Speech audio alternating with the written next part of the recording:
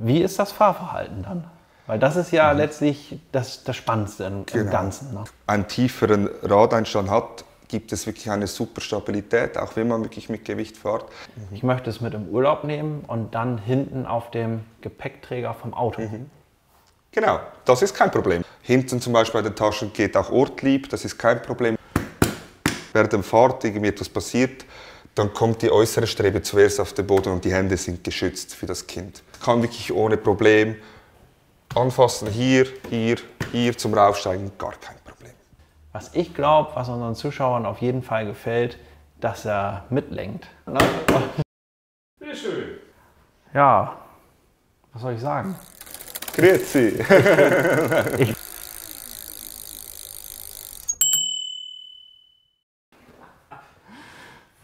Wir gucken. So, jetzt darfst du dein... Jetzt machen wir aber. Ja, ich kann jetzt. Ach so, ja gut, Ja. jetzt, ich habe jetzt Ich hab ja kein schon Mikro. Und hier ein weiteres Video. Wie heißt du nochmal? Joe. Joe Fuchs. Joe. Joe Fuchs, ist richtig. Fuchs, ja. Ja. Fuchs, Schweizer Name? Tut mir Ja. leid, Schweizer Name. Ja, mein Vater, alle heißen Josef, meine Mutter wollte nicht, dass ich Josef heiße, jetzt heiße ich Joe. Okay, Joe, oder? Oder? So. Hier ein weiteres Video mit Nils Hogendorn und Joe von Benno Bikes. Grüezi. Ja, moin. Ich sag moin und schwer zu überhören. Jeder hat es schon gehört. Ich habe wieder Besuch oder wir haben Besuch. Dieter ist ja auch da. Oder? Oder? Und wir müssen aufpassen, nicht, dass irgendjemand sich angegriffen fühlt. Oh nein, das ist bei uns nicht so schlimm. Wir wissen, dass wir das jeden zweiten Satz Genau, sagen. ne? Ich meine, der Joe ist da, Joe Fuchs aus dem Hause Benno Bikes. Du hast einen weiten Weg auf dich genommen hierher. Ja, war schon eine coole Tour mit dem Chevy, ja. Ja, Ein Stündchen. den könnten wir uns eigentlich auch mal angucken. Ja, vielleicht kannst du noch kurz was über dich erzählen, wenn du magst? Ja, sehr gerne. Ja. Also mein Name ist eben Joe Fuchs, wie man hört, aus der Schweiz. Ich bin bei der Benno Bikes im Außendienst, bin zuständig für Niedersachsen und auch für den Verkauf und Produktschulungen. Und ja, jetzt bin ich in der Norddeutschland-Tour dabei und finde es toll, dass ich da bei Nils besuchen darf, Ja. mit dem Chevy. Schön, und dass du da bist. Genau, und jetzt gucken wir uns mal das schöne Norddeutschland an. Ja? Genau. Und ich habe mir gedacht, so, er stand bei uns auf dem Hof und die Sonne scheint. Und dann habe ich mir gedacht, ich rufe einfach mal Dieter an und frage, ob wir nicht einfach mal ganz spontan mal ein paar Fahrräder zeigen, die wir Stand heute noch gar nicht im Laden haben. Und ob wir die jemals im Laden haben, das weiß ich heute auch noch gar nicht. Na? Aber wir können uns die ja mal gemeinsam angucken. Die Zuschauer können dabei sein. Das finde ich extrem cool. Ich stehe auch mal auf. Aber ich muss schon sagen, der Gepäckträger ist sehr bequem.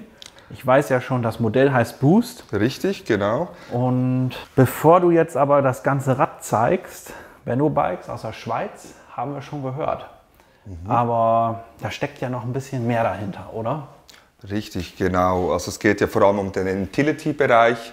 Das ist eigentlich, das haben wir patentieren lassen, geht um 3 Punkte. Das wäre eben das Design. Man merkt bei Benno Bikes, es hat sehr verrückte Farben, wie das Wasabi-Grün oder Chai Latte, Bone Grey.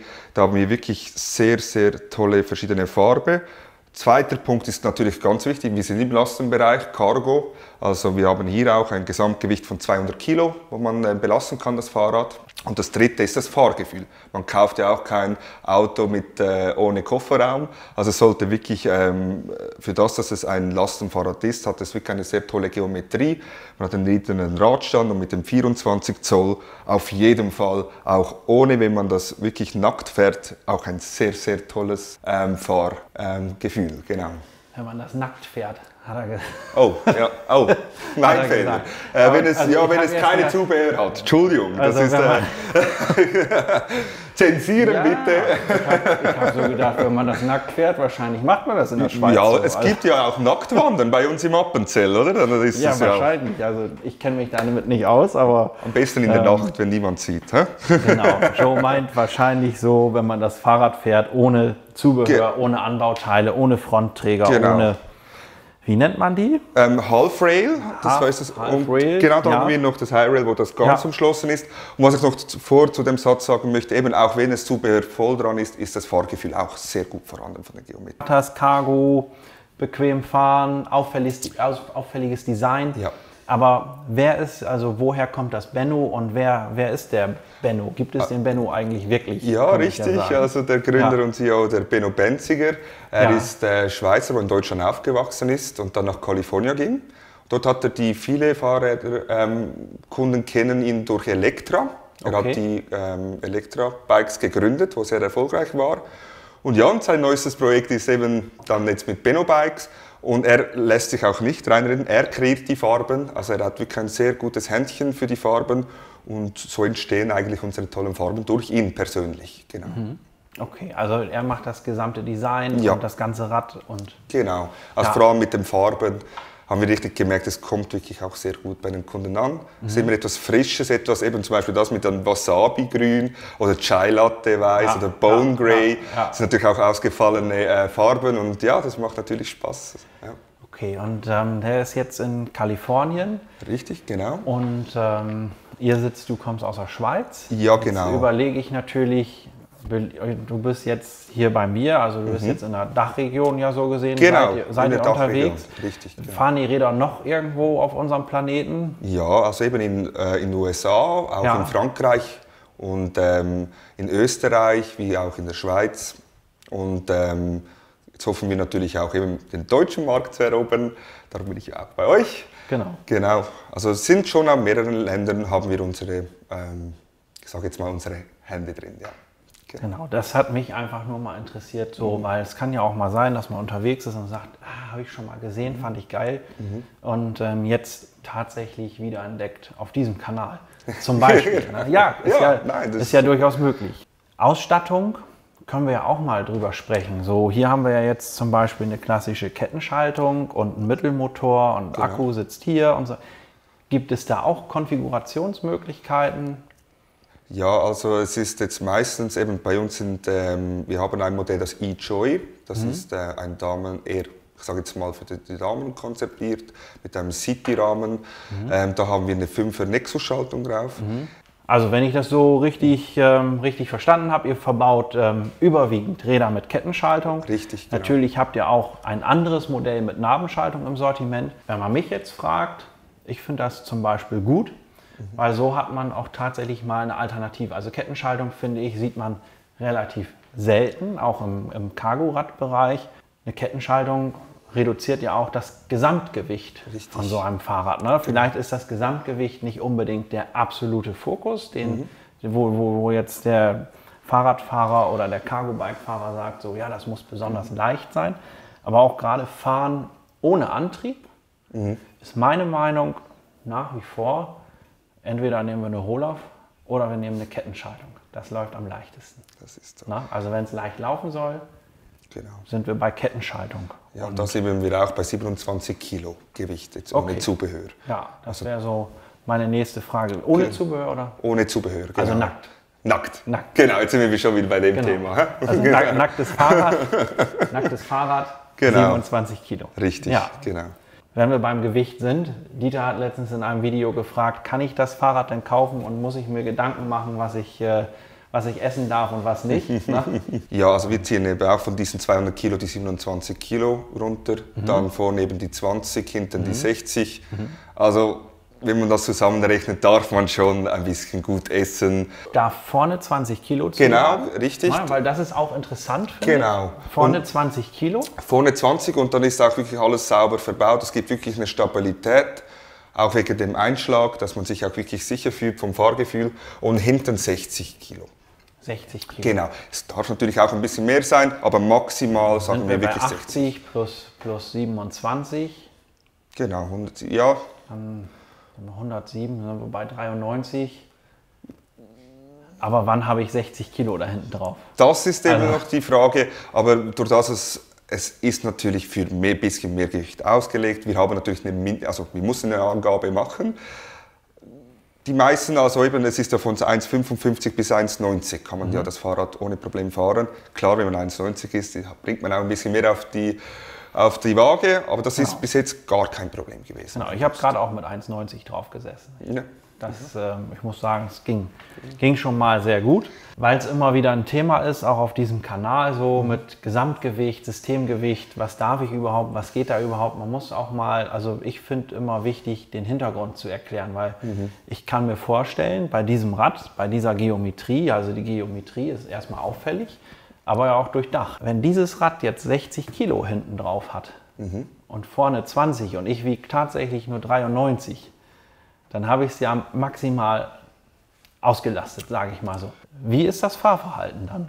Weil das ist ja letztlich das Spannendste im Ganzen. Ne? Das ist das A und O, also wirklich eben in der Intility, eben die 3 Bereiche, kommt eben das Fahrverhalten. Mit der Geometrie ist wirklich uns sehr wichtig, auch mit dem niederen Radstand, mit den 24 Zoll Rädern, die relativ breit sind.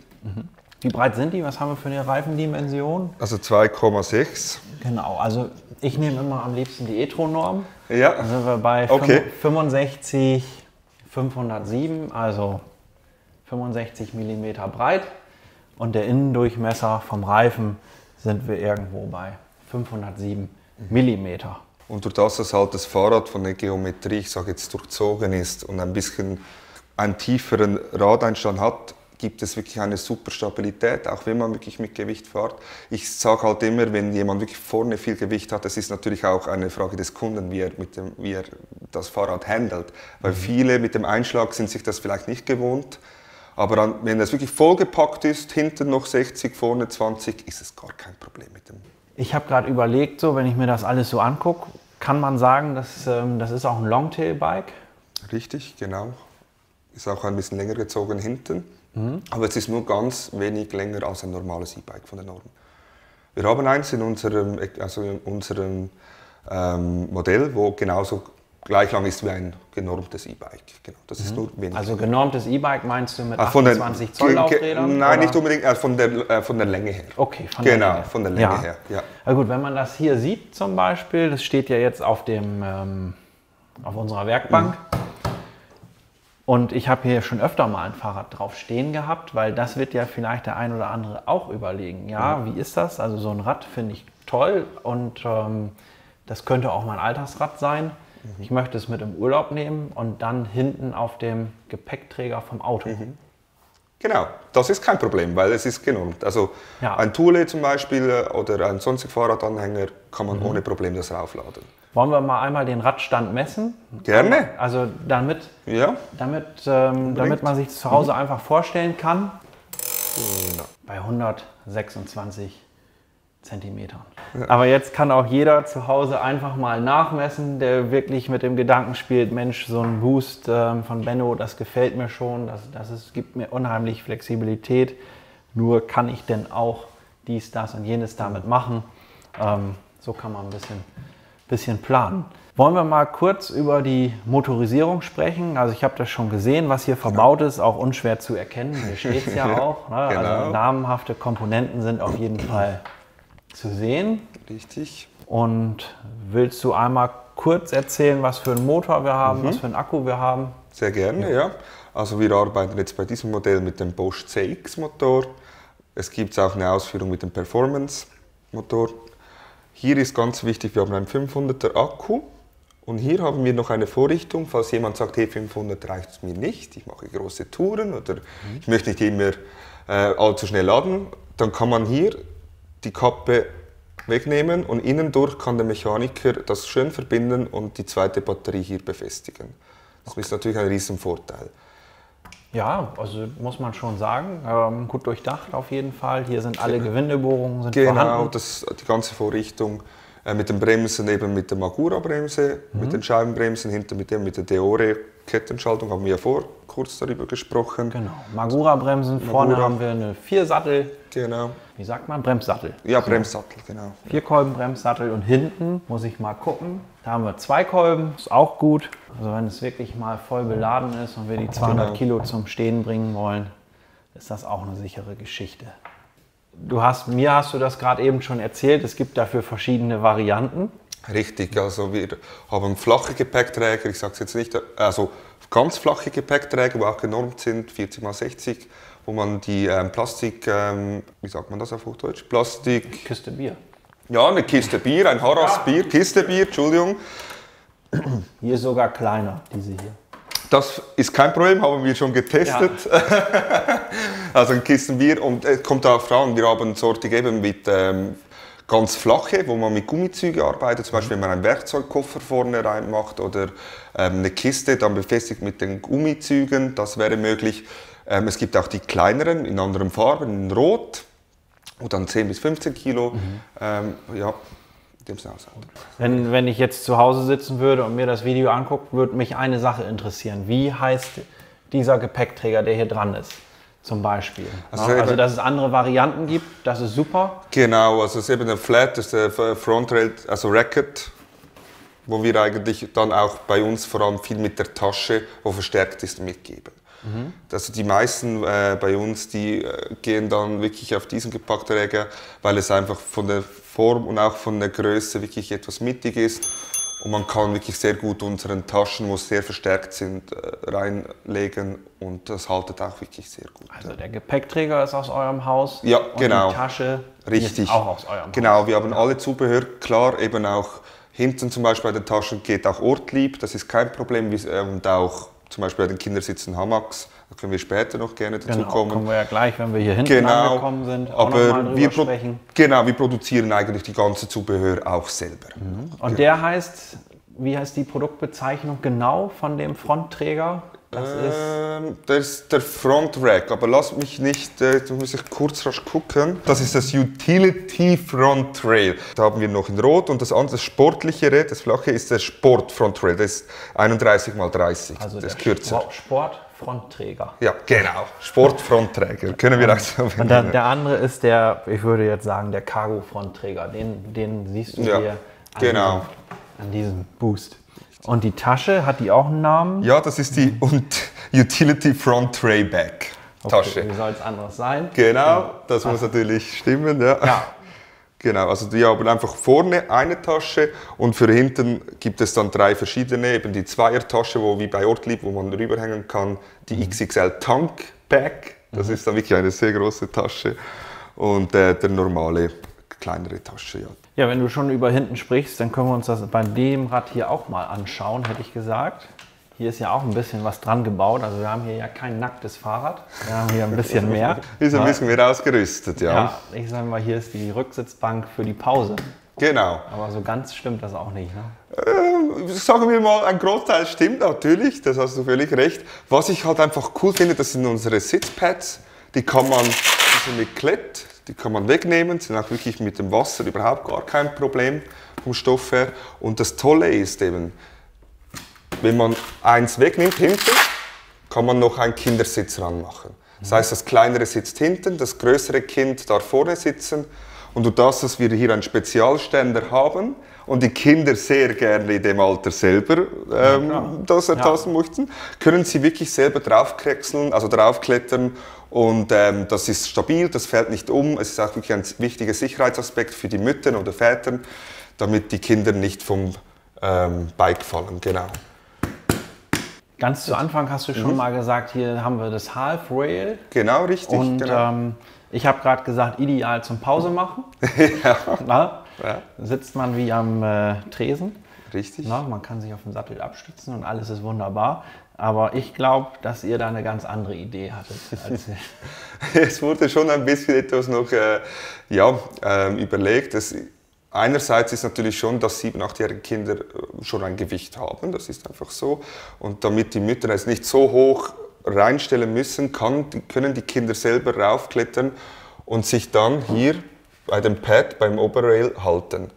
Und das Tolle ist, Holz anfassen, falls es mal also während der Fahrt irgendwie etwas passiert, dann kommt die äußere Strebe zuerst auf den Boden und die Hände sind geschützt für das Kind. Das ist gut. Ja, weil die Sicherheit ist wirklich sehr hoch bei uns, das ist sehr wichtig. Eben genau, und es gibt das ganz geschlossene. Das braucht also super sicher sein soll? Genau, oder wenn man Zwillinge hat, dann kann man 2 Kindersitze ranmachen, kann man auch bei dem, aber es ist noch sicherer. Und das Kind will ja meistens, sitzt dann da vorne und hinten unten beim Sattel kann es sich wirklich gut festhalten, mit der anderen Hand natürlich dann auf der Strebe auf der Seite. Genau. Und wir haben ja auch da die Schutzpanzer Pads eigentlich, wo sehr einfach sind dran zu machen, damit das Kind natürlich nicht mit den Füßen in die Speichen kommt. Oder? Genau. Das ist sehr wichtig. Ich denke, was halt auch wirklich ganz wichtig ist, sind die Seitenraster. Da können auch eben 2 Kinder ohne Problem die Füße nebeneinander halten und es ist vor allem auch irgendwie sehr druckstabil, auch wenn sie wirklich... Hintereinander. Ja, genau, hintereinander und es kann wirklich ohne Problem anfassen, hier zum Raufsteigen, gar kein Problem. Das kippt nicht.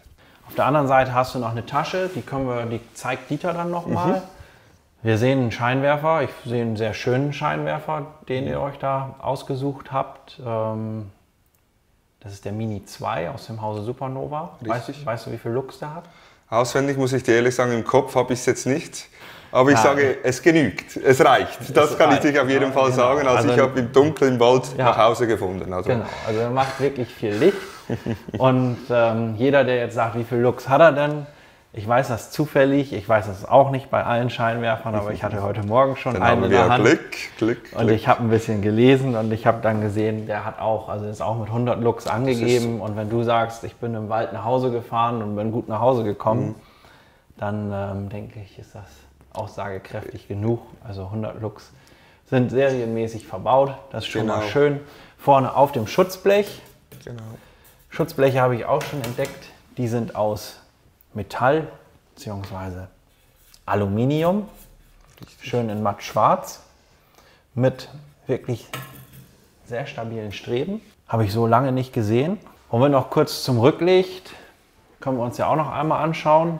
Da bin ich nämlich zum Beispiel auch raus. Das habe ich zu selten, aber es ist auch... das müsste ich auch nachfragen, aber es ist ein starkes Licht auf jeden Fall. Genau. Also es ist auch aus dem Hause Supernova. Ja. Mit den 3 LEDs, ja, bei so einem Rad, was da auch einfach wichtig ist, dass es zum Design passt vom Rest. Wenn dir das Video bis hierhin gefallen hat, dann lass auf jeden Fall schon mal einen Daumen hoch da. Und damit du keine weiteren Videos mehr verpasst, abonniere ganz einfach den Kanal. Geht wirklich einfach.